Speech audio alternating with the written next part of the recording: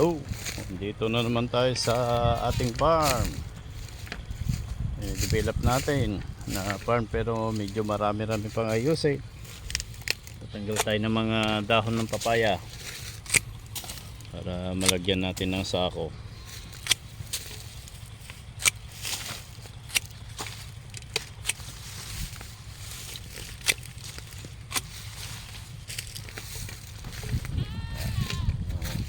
Mga papaya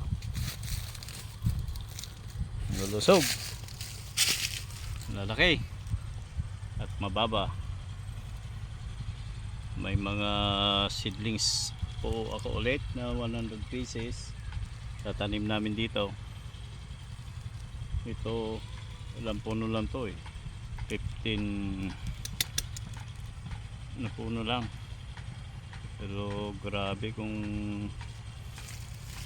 mamunga pala itong F1 Red Royal. Yan ang bilig nyo pong klase ng papaya. Nire-recommenda ko po yan kasi ang ganda, talagang lalaki at mababa pa lang, namumunga lang. Okay, thank you for watching.